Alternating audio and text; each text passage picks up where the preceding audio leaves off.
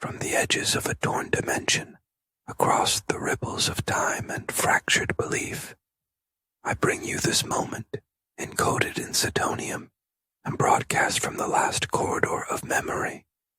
If you're hearing this, it means your soul was tuned into the frequency of remembrance.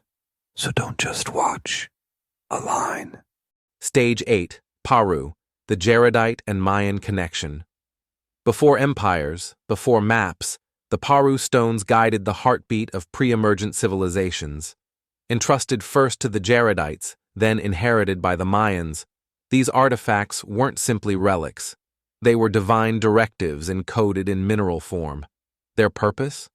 To align pre-emerging and emerging life with the rhythm of prophecy, creation, and covenant.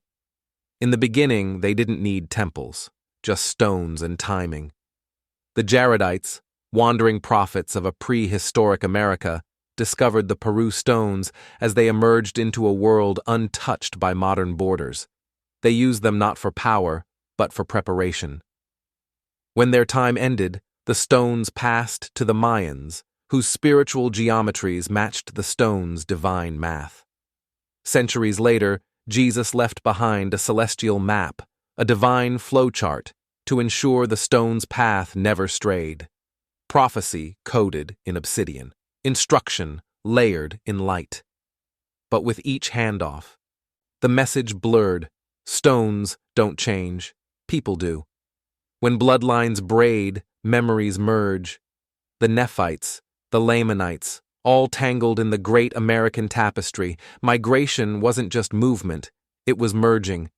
As tribes scattered, their identities shifted, but the Paru Stones remained a constant: memory, mission, and mystery. The American native tribes became their new keepers. Hidden in plain sight, these communities bore the stones, the resonance, and the responsibility. Greedy forces tried to steal them, robbers of prophecy, raiders of resonance. But the keepers kept the faith, and kept the stones. The ark is sealed, because some things are too powerful for prime time. The Lord didn't hide the ark because he feared theft. He sealed it because power without readiness invites chaos. The Paru Stones guided the faithful, but the ark was a divine endgame, reserved for the moment when history, prophecy, and integrity realigned. Its rediscovery by Joseph Smith reignited the blueprint, but even he knew: open the ark too soon, and you rewrite the world too recklessly. Some prophecies are delivered in fire, others in punchlines. The apocalyptian cycle surged again. The Paru Stones clicked into final formation, forming a time-space lattice that bound future to past. Nephi's descendants danced with destiny. The stones glowed, beeped, and occasionally played music. Somewhere, a frog declared, "The reckoning begins at sundown," and nobody knew if it was symbolic or just a weird frog.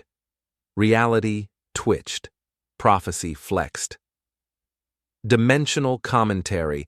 The Paru Stones function as early-stage temporal anchors, guiding civilization emergence and identity convergence. Their resonance pattern threads through bloodlines and belief systems, ultimately converging. arcofalignments.com.